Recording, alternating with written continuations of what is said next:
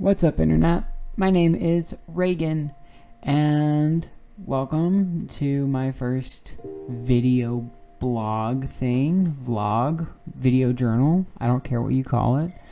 And I'm starting this for a few reasons. The biggest one being that in about 2 months, I'm going to be doing facial feminization, and they're going to be working me over, and making me out to be the prettiest girl that I've always wanted to be.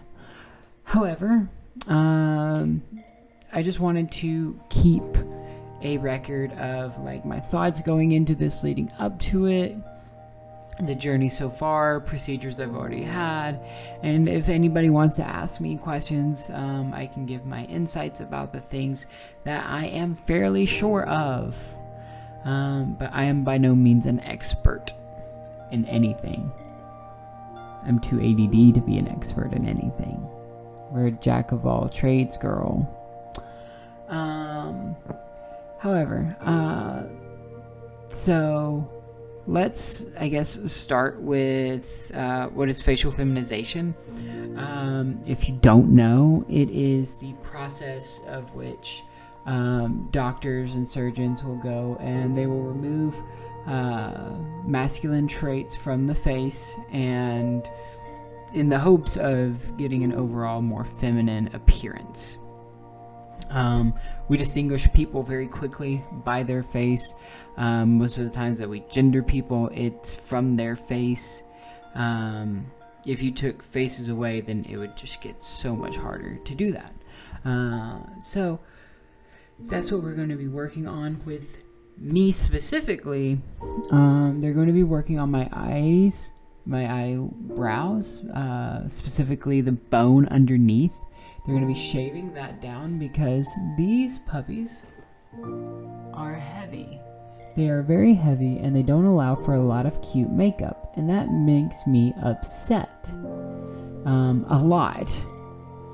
And then after that, they're going to be working on this and shortening this up to kind of make my top lip look a little bit more plump, and just shorten this area. That's like a masculine thing that happens with faces. And then also they're going to be shaving my chin down, setting it back, and working on my jaw as well, because I don't like, let's see, can I do this properly? I don't like this because it's like a fucking handle, and that's quite ridiculous to me. And then they're doing Botox injections into my muscles in my jaw, so that some of these muscles here will be softer. This bone is going to be softer, and that is most of the stuff that they're going to do. It's about 6 procedures. It's about 8 hours of work, and the recovery time looks like it will be 6 weeks. So all of that for your ingesting pleasure. I am very excited about it because my face is like a huge source of dysphoria, and it's very much tied to my old identity. So the more my face changes, I find the more content I get with my transition. And I don't think that's unreasonable. Faces are super identifying. So it's, I feel like going to be a huge game changer when, I'm able to look in the mirror and I don't see the me that I grew up with. I see the person now. And that's very exciting, and I'm looking forward to it. The next thing I wanted to go over is all the things that it takes to actually get to this point of, yes, you can have facial feminization. And that is starting with HRT. So normally you have to see a therapist. They give you the diagnosis for dysphoria, or they don't give it to you. You explain things to them, and then they decide whether you have the dysphoria or not. And then after that, you go to a doctor and they prescribe you the HRT. I did this in another country, so I don't know what it's like in America. In Korea, it was a little bit crazy. I'll talk about that part later. But see therapist, get HRT, and then we have to be on HRT for about 18 months. During that time, you can be visiting other therapists to set up the kind of foundation for you to get your HRT, but you cannot get it until that 18 months has passed. So after you do that, then you have to find at least one more therapist, or I did for my insurance. So I had to have 2 therapists sign the papers saying that, hey, this person has gender dysphoria and they should get facial feminization surgery, or FFS. And then after that happened, then I can go to the hospital. I could say, hey, I want the surgery. Let's make a date. Here's my letters from my therapist. Here's my insurance information, because I didn't want to pay for this shit all by myself. I'm just a little baby. And so there's that info. And you get those things put in. And then it's usually a long wait, especially in my case, because I'm going to have that 8-hour surgery. So we had to find a date where the surgeon didn't have anything planned. So it was super far out. If it would have just been like a 3 or 4 hour, I would have probably got it way sooner. But I really wanted, several spots on my face taken care of. So I didn't have that option a lot. After that, I'm so sorry. After that, we go to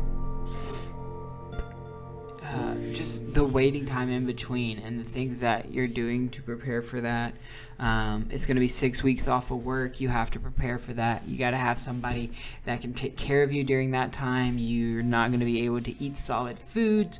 You're probably not going to be up and around a lot. You're probably not going to be wanting to exist. I guarantee for that first 2 to 3 weeks. So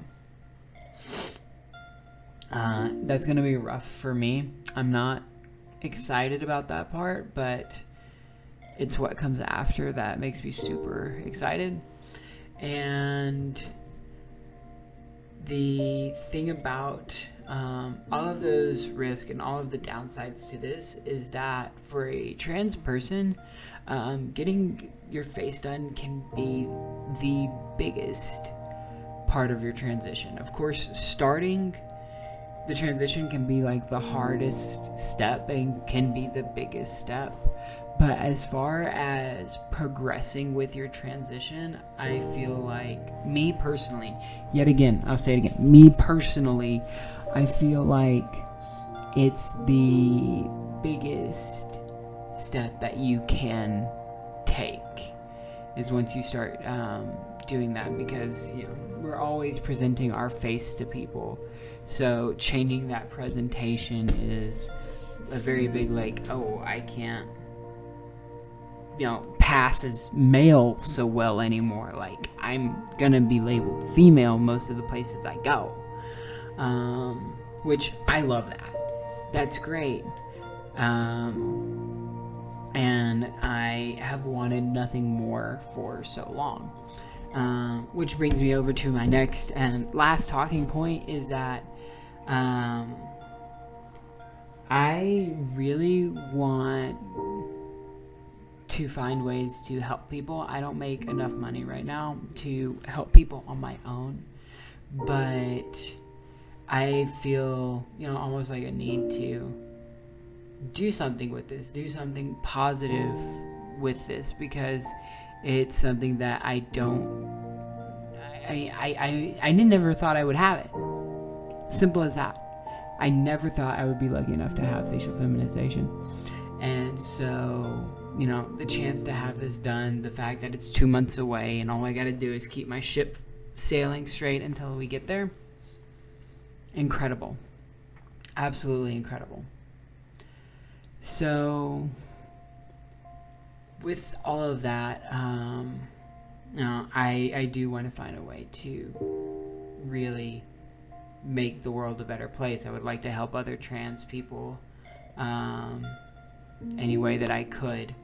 And I do realize that I am beyond incredibly lucky. Coming from where I was to where I am now has been a huge transition, and to think that the train hasn't stopped yet, that we're going to keep going, is unbelievable. If you would have told me this 5 years ago, I would have said that you were just lying. And also, I wasn't ready to transition then, so I would have probably made fun of you. But anyway, that's it for today. Tomorrow I will probably talk about the other procedures, or not tomorrow, next video. Next video I'll hit on the other procedures that I've done, the hair and some of the other stuff that has gone on. But until then, thank you. Super thank you for tuning in. If you stayed this long, you're amazing. Thank you so much. You're great. I love you. Mwah. Chef's kiss for you, you tasty little snack. Peace.